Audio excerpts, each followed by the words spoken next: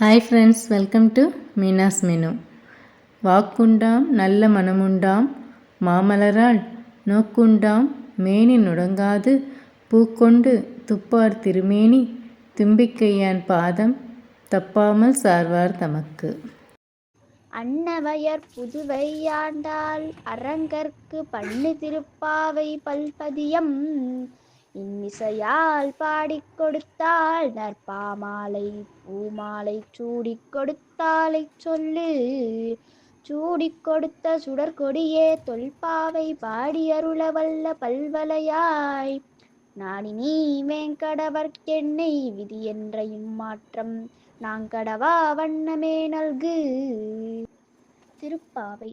மார்கழித் திங்கள் மதி நிறைந்த நன்னாளால் நீராடப் போதுவீர் போதுமினோ நேரிழையீர் சீர்மல்கும் மாய்ப்பாடிச் செல்வச் சிறுமீர்கால் கூர்வேர் கொடுந்தொழிலன் நந்தகோபன் குமரன் ஏரா அந்த கண்ணி யசோதை இளஞ்சிங்கம் கார்மேனிச் செங்கண் கதிர்மதியம் போல் முகத்தான் நாராயணனே நமக்கே பறை தருவான் பாரோர் புகழப் படிந்தேலோர் எம்பாவாய்.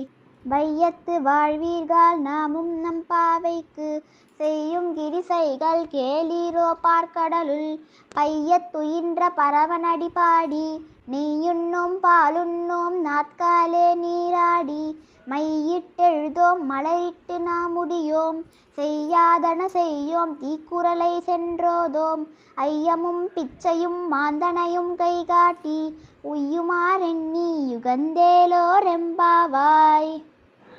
ஓங்கியுலகளந்த உத்தமன் பேர் பாடி நாங்கள் நம் பாவைக்கு சாற்றி நீராடினால் தீங்கின்றி நாடெல்லாம் திங்கள் முன் மாறி பெய்து ஓங்கு பெருஞ்சன்னலூடு கயலுகல பூங்குவலை போதில் பொறிவண்டு கண்படுப்ப தேங்காதே புக்கிருந்து சீர்த்த முளை பற்றி வாங்க குடம் நிறைக்கும் வள்ளற் பெரும் பசுக்கள் நீங்காத செல்வம் நிறைந்தேலோர் எம்பாவாய்.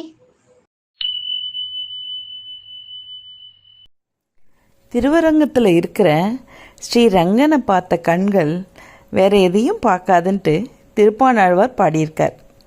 அந்த பாடல் தாங்க இன்னைக்கு பார்க்க போகிறோம்.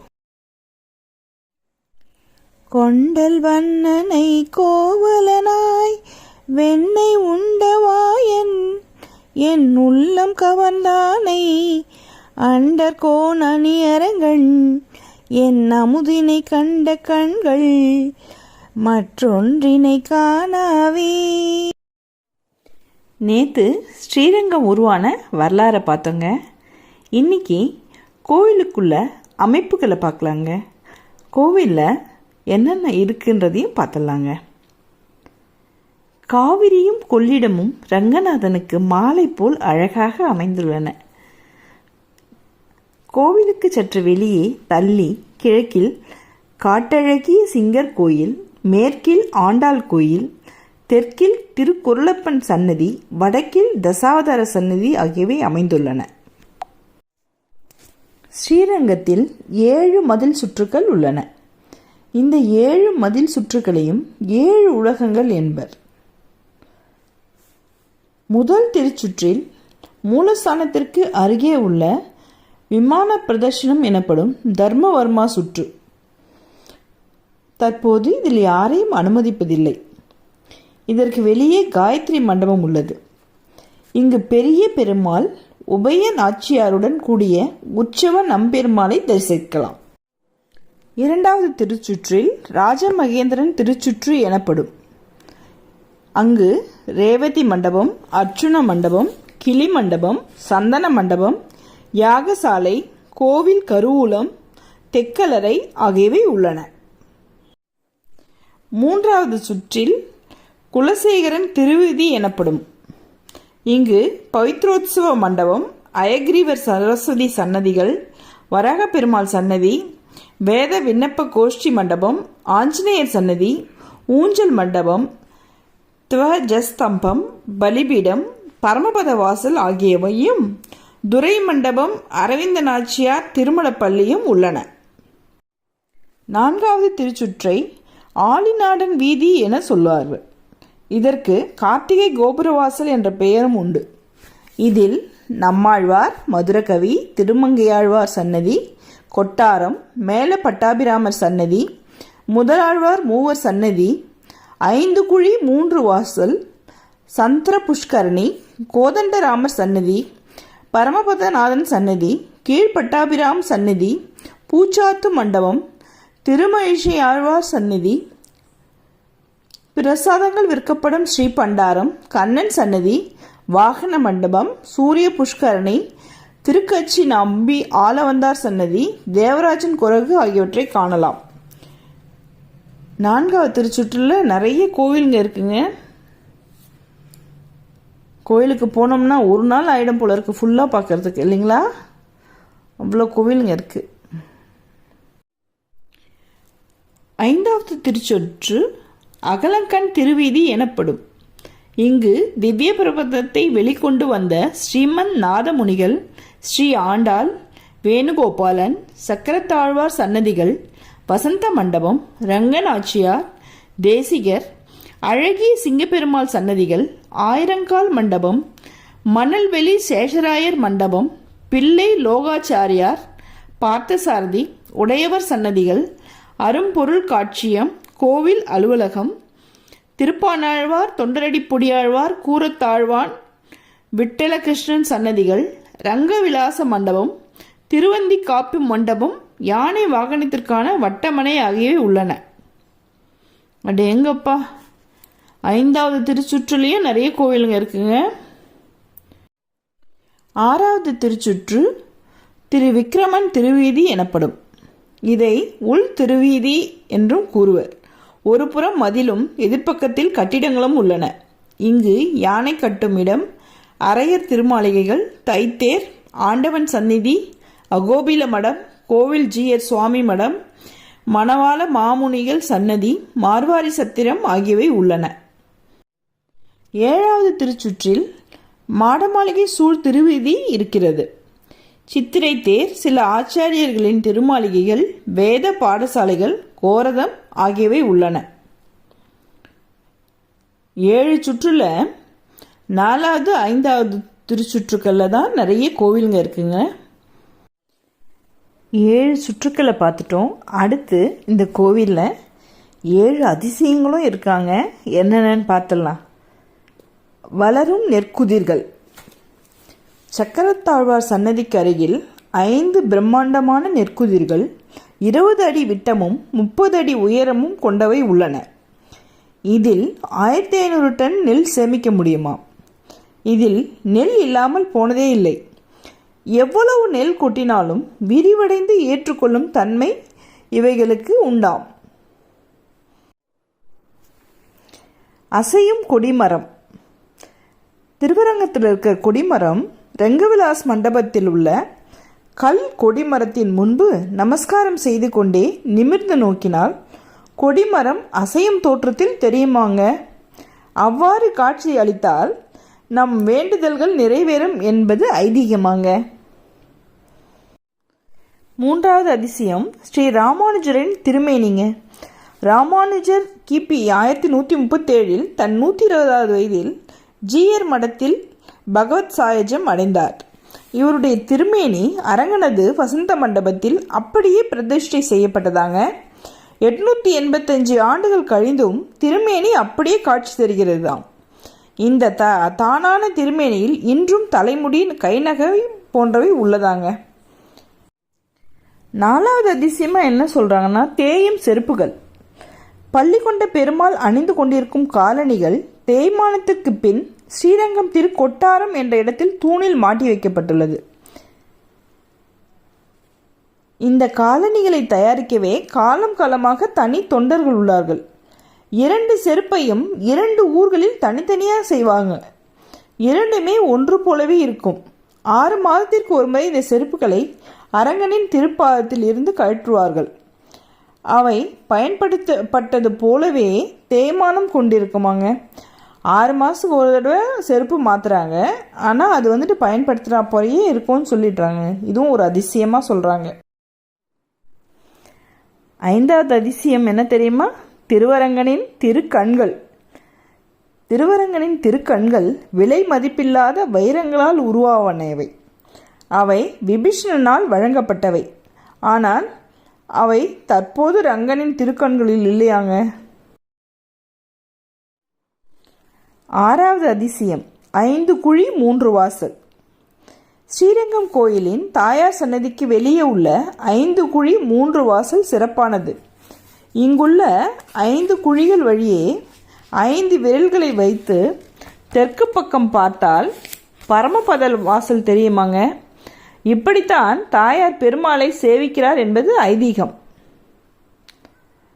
அர்த்த பஞ்சக ஞானத்தை குறிப்பதே 5 குழி என்றும் 3 வாசல் என்பது பிரம்மத்தின் வழி என்றும் கூறுகிறார்கள். 7வது அதிசயம், ரங்க விமானம். ஓம் என்கிற பிரணவ வடிவில் அமைந்துள்ளதுங்க.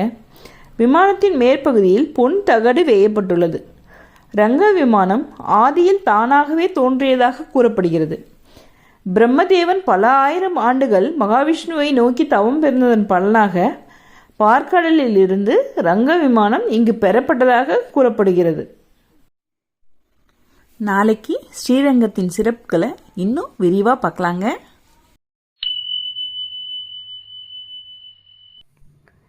நேற்று திருவானைக்கா கோவிலின் ஸ்தல வரலாற்றினை பார்த்தோம் அல்லவா. இன்று ஸ்ரீ அகிலாண்டேஸ்வரி சமேத ஸ்ரீ ஜம்புகேஸ்வர ஆலயத்தில் அமைந்துள்ள பிரகாரங்கள், மண்டபங்கள், தெய்வ சன்னதிகள் மற்றும் பல சுவாரஸ்யமான பூஜை முறைகளையும் பார்க்கலாம் வாங்க. ஜம்புலிங்கேஸ்வரர் திருக்கோவிலுக்கு வடக்கே கொள்ளிடமும் தெற்கே காவிரியும் அமைந்திருப்பது இத்தலத்திற்கு மேலும் சிறப்பு சேர்க்கிறது. 5 பிரகாரங்களை கொண்ட இந்த ஆலயத்தில் 4வது, 5வது பிரகாரங்களில் குடியிருப்புகள் உள்ளன. 4வது பிரகார மதிலுக்கு திருநீரீட்டான் மதில் என்றும் 5வது சுற்றுக்கு விபூதி சுற்று என்றும் பெயர். திருநீரீட்டான் மதில் சுமார் 35 அடி உயரமும் சுமார் 8000 அடி நீளமும் உத்தேசமாக 5½ அடி அகலமும் கொண்டது. சுவாமி சன்னதி மேற்கு முகமாகவும் அம்பிகை சன்னதி கிழக்கு முகமாகவும் உள்ள ஆலயம் இது. 5ஆம் சுற்றின் வடபாகத்தில் கொள்ளிடம் செல்லும் வழியில் நந்தவனம் ஒன்று அமைந்துள்ளது. ஆலயத்தின் மேற்கு கோபுரம் 3ஆம் குலோத்துங்கன் கட்டியதாக சொல்லப்படுகிறது. கிழக்கு கோபுரம் சுந்தரபாண்டியன் கோபுரம் என்று அழைக்கப்படுகிறது. கிபி 13ஆம் நூற்றாண்டில் மாரவர்மன் சுந்தரபாண்டியன் தொடங்க ஹொய்சல அரசன் வீர சோமேஸ்வரன் கட்டி முடித்திருக்கிறார். கலை நுணுக்கமான சிற்ப கோபுரம் இது. 4ஆம் சுற்றின் தெற்கு பகுதியில் பிரம்ம தீர்த்தமும் தென்மேற்கில் சூரிய தீர்த்தமும் ஆயிரங்கால் மண்டபமும் உள்ளன. வடமேற்கில் பசுமடத்தை காணலாம். ஆயிரங்கால் மண்டபமும் சிற்ப கோலாகலம்தான். 4ஆம் சுற்றில்தான் தேரோட்டம் நடைபெறுகிறது. இந்த பிரகாரத்தில் சங்கரேஸ்வரர் திருக்கோவில், ராஜராஜேஸ்வரம், பசுபதீஸ்வரர் ஆலயம் ஆகியவற்றை பார்க்கலாம். இக்கோவிலில் அபூர்வமான பஞ்சமுக லிங்கம் உள்ளது. 3வது சுற்றில் மீனாட்சி சோமசுந்தரர் சன்னதி அமைந்துள்ளது. அந்த சன்னதியை கடந்தால் ஊஞ்சல் மண்டபமும் அடுத்து இந்திர தீர்த்தமும் அமைந்துள்ளது. தெப்பக்குளத்தின் முன்புறம் முத்துக்குமரரும் விக்னேஸ்வரரும் அருள் புரிகின்றனர். மற்றொரு கரையில் காசி விஸ்வநாதர், விசாலாட்சி தனித்தனி சன்னதியில் காட்சியளிக்கின்றனர். அக்னி தீர்த்தத்தையும் வசந்த மண்டபத்தையும் தரிசித்து கொடிமரத்துக்கு அருகேயுள்ள சதுர்வேத மண்டபத்துக்கு வருகிறோம். இங்கு கருங்கல்லாலான தொங்கும் சங்கிலிகளையும் சிங்கத்தூண்களையும் ரசிக்கலாம். இந்த சுற்றில்தான் அகிலாண்டேஸ்வரி சன்னதி அமைந்துள்ளது. அம்பாள் கருவறைக்கு எதிரில் பிரசன்ன கணபதியை தரிசிக்கலாம். 2 பிரகாரங்களும் கோபுரமும் கொண்ட சன்னதி இது. இந்த பிரகாரத்தில் வீணை இல்லாமல் இடக்கரத்தில் சுவடி, வலக்கரத்தில் சின்முத்திரையுடன் நின்ற கோலத்தில் அருளும் சரஸ்வதி இத்தலத்திற்கே உரிய சிறப்பு அம்சம். 2ஆம் சுற்றில் சோமஸ்கந்த மண்டபம் உள்ளது. உற்சவ மூர்த்திகள் கொலுவிருக்கும் இடம் இது.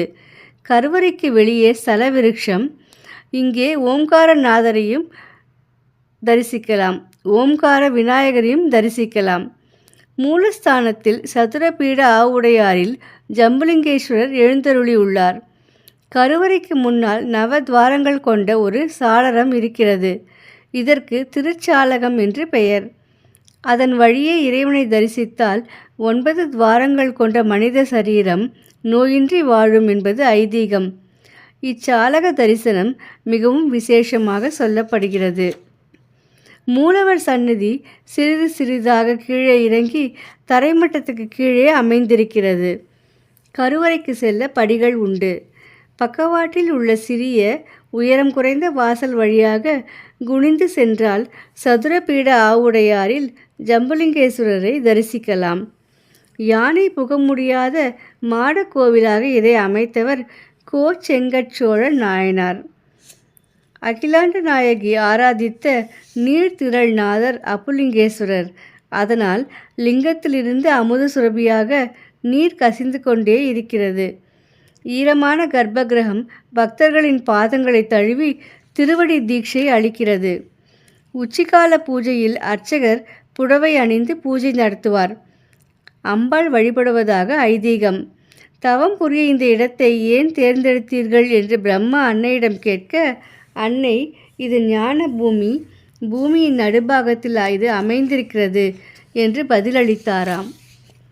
முன்னொரு சமயம் அம்பாள் மிகவும் உக்கிரமாக இருந்தபோது ஆதிசங்கரர் ஸ்ரீ சக்கரங்களை அகிலாண்டேஸ்வரிக்கு தோடுகளாக்கி அவளது உக்கிரத்தை தணித்தார். அதோடு பிரசன்ன கணபதியையும் எதிரே ஸ்தாபித்தார். அதன் பிறகுதான் பக்தர்கள் கருவறை வரை செல்ல முடிந்ததாம். அம்பிகையின் முன்னால் கந்தவேலும் காட்சி கொடுக்கின்றார். இங்கு அம்மன் கன்னியாக இருப்பதால் திருக்கல்யாண வைபவம் கிடையாது. பள்ளியறையில் மீனாட்சி அம்மன் எழுந்தருளியுள்ளார். இரவில் இங்கு எழுந்தருளும் சுவாமி சொக்கர் எனப்படுகிறார். 5ஆம் சுற்றுக்கு மேற்கே உள்ள ராமதீர்த்தமும் அதன் சமீபத்தில் உள்ள கரியமாலீஸ்வரர் ஆலயமும் தாசரதி ஏற்படுத்தியவை. கௌதமரும் பராசரரும் பூஜித்த க்ஷேத்திரம் இது. தன் மூதாதையர் நாமம் சிறக்க ஹொய்சல அரசர் வீர சோமேஸ்வரன் வல்லாளேஸ்வரம், பத்மாலீஸ்வரம், நரசிம்மேஸ்வரம், சோமலீஸ்வரம் என்ற 4 சன்னதிகளை இந்த கோவிலில் நிர்மாணித்ததாக கல்வெட்டுகளில் பொறிக்கப்பட்டுள்ளன. உள்குவாருக்கு அன்பனாயிடும் ஆனைக்கா அண்ணலே என்று அப்பர் பிரான் உருகிய வெண்ணாவிலீஸ்வரர் பாதம் பணிவோம். ஸ்ரீ அகிலாண்டேஸ்வரி அம்பிகை ஜலத்தையே லிங்கமாக்கி பக்தியுடன் பூஜித்த ஸ்தலம் ஆதலால் இத்தலம் அப்புஷேத்திரம் எனப்படுகிறது. சிவபெருமான் குருவாகவும் அம்பிகை மாணவியாகவும் ஞானோபதேசம் பெற்ற க்ஷேத்திரம் இது. அனைவரும் வாழ்வில் சகல சௌபாகியங்களும் பெற ஸ்ரீ ஜம்புகேஸ்வரர் ஸ்ரீ அகிலாண்டேஸ்வரி அம்மனின் பாதங்களை வணங்குவோம். திருச்சிற்றம்பலம்.